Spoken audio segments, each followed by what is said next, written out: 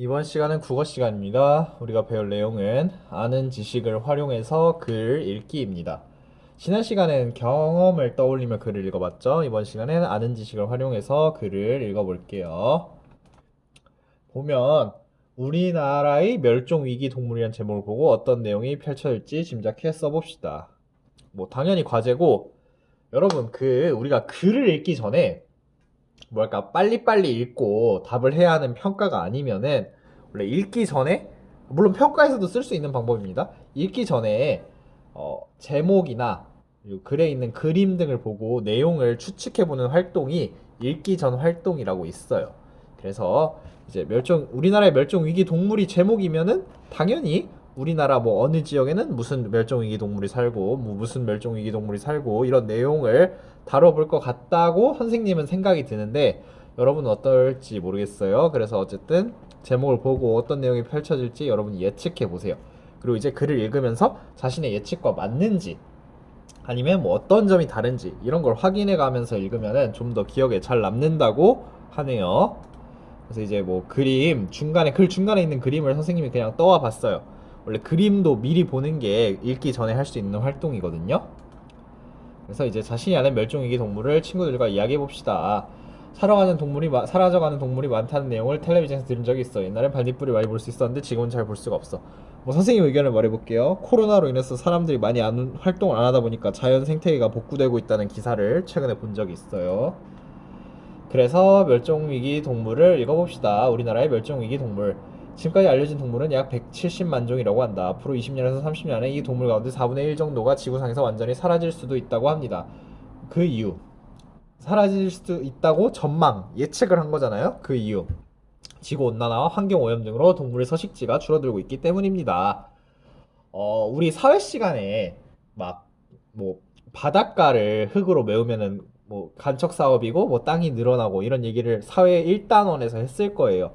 그렇게 바다를 메우다 보면은 바다가 줄어들고 갯벌이 줄어들고 그러면은 이제 동물의 서식지가 줄어든다고 볼 수 있는 예시 중에 하나가 될 수 있겠죠. 그리고 토종동물이 다른 나라에서 들어온 동물과 벌이는 생존 경쟁에서 밀려나고 사라지는 경우도 있기 때문입니다. 멸종되어가는 동물이 많이 있습니다. 그럼 지금부터 우리나라에서 사라질 위기에 처한 동물을 만나보겠습니다. 귀엽죠? 약간 살찐 고양이를 물범이라고 표현하는 경우가 있는데, 네, 정말 뚱뚱한 게 귀엽네요. 나는 전박이 물범일세. 잘 사냐고? 할 말이 없군. 지금 우리 가족은 겨우 500마리 남짓 남았을 뿐이거든. 물론 30년 전보다야 낫지만 말이야. 그때만 해도 사람들이 우리를 마구 잡아서 모피어 약을 만들었지만 지금은 보호구역도 정해주더라고. 우리는 주로 백령도 근처에 머무르는데 사람이 별로 없어서 지내기 좋아. 그리고 추운 겨울이 되면 서해 위쪽으로 올라가 지낸다네. 그런데 여기서 잠깐. 사실 무척 걱정되는 게 있어. 우리에게 새끼를 낳으려면 부빙이 꼭 필요하지. 그 다음에 그런데 지구가 점점 따뜻해지는 바람에 얼음들이 녹고 있어. 게다가 사람들이 오염된 물과 쓰레기를 바다에 마구 쏟아내서 살기가 참 힘들다네. 자네가 우리 대신 사람들한테 잘 좀 말해줄 수 없겠나? 부빙은 떠다니는 얼음을 말하는 거죠. 그래서 다음 문장에 얼음들이 녹고 있다라는 문장이 오는 게 관계적으로 맞는 거예요. 내가 염소계 사냥이게 히히 염소랑 비슷하게 생겼어도 난 엄연히 사냥이야. 자세히 보면 수염도 없고 갈색, 검은색, 회색 털이 뒤섞여 있어. 그리고 내 뿔은 송곳 모양으로 나이를 먹을 때마다 고리 모양으로 변해. 나는 워낙 험한 바위산에 살기 때문에 지금까지 살아남았어. 이런 내가 설마 인간 때문에 멸종위기에 처할 줄은 정말 몰랐어. 사냥꾼들은 내 털과 고기를 노렸지. 우리가 도망가지 못하게 길도 막아버렸어. 무서운 인간들 피할 방법 좀 알려줘. 한 달 가슴곰이네요. 대한민국 사람들은 우리를 참 많이 사랑해요. 그만큼 우리에게 관심도 많고요. 우리 친구들을 지리산으로 돌려보낼 때마다 잘 살기를 무척 바라지요. 듣자 하니 50마리까지 늘리는 게 목표라고 해요. 하기는 우리를 귀하게 여길만 해요. 우리는 산에서 도토리, 가래, 산뽕나무의 열매를 먹고 여기저기에 똥을 놓아요. 바로 그 똥이 흙을 좋게 만들어서 씨앗이 돋아나게 하고 산을 푸르게 만드는데 도움을 주거든요. 우리가 있어야 지리산의 생태계가 잘 돌아가는 거죠. 하지만 문제는 바로 사람들. 아무리 깊은 산속이라도 사람들이 보여요. 이 험한 데까지 대체 어떻게 오는 거죠? 다음 꼬치동자개라고 하네요. 앞에 세 개는 그나마 좀 들어봤는데 이 친구는 처음 들어봐요. 뭘 그리 놀라요? 나 처음 봐요. 하긴 나는 1940년대까지는 도시의 하천에서도 쉽게 잡을 수 있을 정도로 흔한 물고기였죠. 하지만 산업화 도시화가 되면서 환경이 오염되어 마음 놓고 살 곳이 사라져 버렸어요. 나와 친구들은 어느새 멸종위기 1등급이 되어버렸고요. 듣기로는 우리를 데려다가 연구에서 수를 늘릴 계획이 있다고 하던데 그러다 잘못되면 어떡하죠? 이제 줄글입니다. 멸종 위기에 처한 우리나라의 동물들을 구하려면 어떻게 해야 할까요? 1994년 국제연합 환경 계획에서 생물 다양성 국가 연구에 대한 지침을 발표했습니다. 이를 시작으로 하여 사람들은 단순히 멸종 위기 동물을 보호하는 데만 그치는 것이 아니라 생태계 전체를 건강하게 만드는 데 힘을 쏟기 시작했습니다. 멸종 위기 동물을 천연기념물로 지정해 보호하고 우리나라 고유의 생물들을 보존하는 방법을 찾기로 했습니다. 그렇게 해서 생겨난 것이 바로 깃대종과 지표종입니다.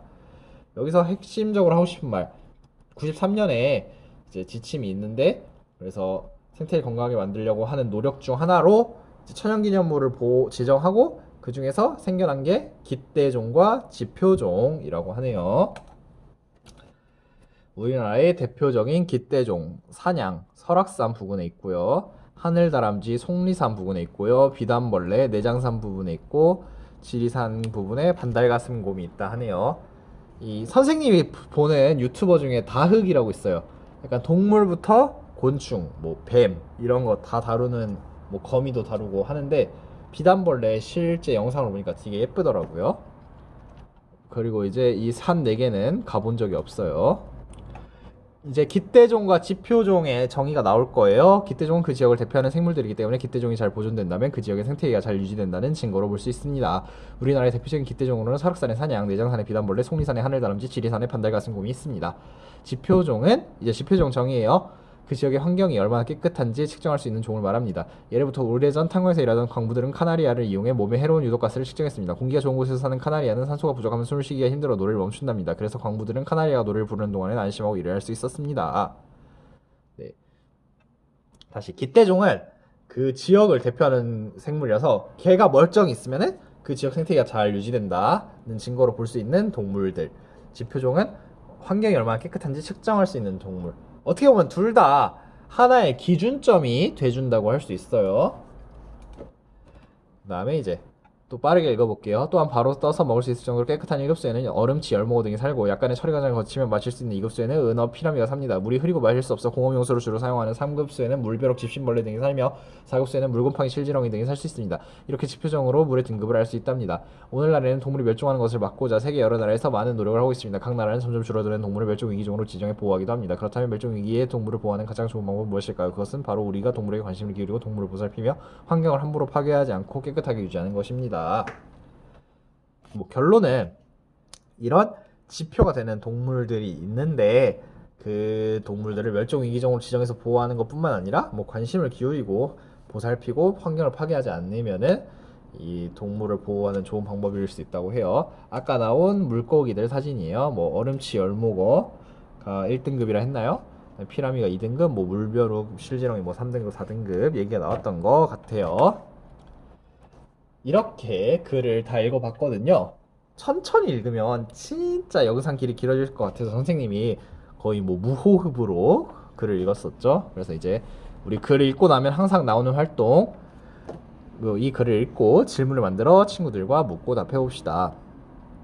답이 이번에는 그게 아니네요. 그래서 답을 찾을 수 있는 질문이라 생각을 물어보는 질문이 아니라 답이 한 가지인 질문. 깃대종의 뜻은 무엇일까요? 아까 깃대종 뜻 정의 나와 있었죠. 그 다음에 또 이 글에서 답을 한 가지만 찾을 수 있는 질문을 하나 만들어 보면 되겠고, 또 답이 여러 가지인 질문. 멸종위기 동물을 보호하려면 어떤 일을 해야 할까요? 글에 여러 가지 방법이 나와 있었죠. 또 글에서 답을 찾을 수 있는 답이 여러 가지가 나올 수 있는 질문을 하나 또 여러분들이 과제로 만들어 보도록 하겠습니다. 우리나라의 멸종위기 동물에서 동물 이름 짜임을 생각해보고 동물의 생김새, 사는 곳, 특징을 짐작해봅시다. 우리 이 단원 첫 수업 때 그 등교 개학 날이었던 걸로 기억해요. 선생님은 그 단어를 어떻게 만드는지 뭐 복합어, 뭐 단일어 이런 거 했었죠. 그래서 동물 이름 짜임을 생각해 본대요. 예시로 나온 게 반달가슴곰이에요. 반달가슴과 곰을 합해 만든 몇 마리일 거야. 그럼 가슴에 반달 무늬가 있는 곰이란 뜻이겠네. 네, 뭐뭐뭐 했더니 집신처럼 생긴 벌레겠구나 했어요. 그러면 뭐 집신벌레 이야기가 나왔겠죠? 다음은 이거는 이제 여러분이 각자 질문도 만들고 스스로 답을 해보도록 하겠어요. 과제입니다. 다음은 아는 지식을 떠올리며 다시 읽고 새롭게 안 점을 찾아봅시다. 멸종위기 동물을 떠올려 보세요. 반달가슴 곰은 반달무늬가 가장 큰 특징이지. 고래가 줄어들자 고래잡이를 막는 법을 만들었다는 내용을 책에서 읽었어. 지구온난화 때문에 북극곰이 살 곳이 줄어들었다는 이야기를 들었어. 자신이 알았던 부분에 밑줄 그으며 글을 다시 읽어보세요. 여러분들 그 알았던 내용이 있으면 밑줄 그어보세요. 다음 이 글을 읽고 새롭게 알거나 자세히 한 점을 써보세요. 이 글에서 솔직히 여러분이 새롭게 알게 된 점은 엄청 많다고 생각해요. 근데 이제 그 중에서 가장 뭐 인상 깊거나 그랬던 부분을 간략하게 적어보세요. 당연히 과제입니다. 아는 지식을 떠올리며 글을 읽으면 어떤 점이 좋은지 생각해 봅시다. 생각해 보세요. 글을 더 잘 이해하며 읽을 수 있어요. 교과서에서 제시해준 좋은 점 중 한 가지예요. 이렇게 오늘 수업이 끝났는데 과제는 당연히 지금 여기까지 263쪽까지의 내용을 하면 되고 이거 7번도 여러분이 여러분의 생각을 적어보세요. 장점 되게 많아요. 이거 제시된 거 말고도 한 두세 개 정도 더 있거든요. 적어서 이제 263쪽까지 과제를 해서 클래스룸에 올리는 것으로 과제 설명을 마치고 이제 수업도 마치도록 하겠습니다. 여러분 빠이빠이.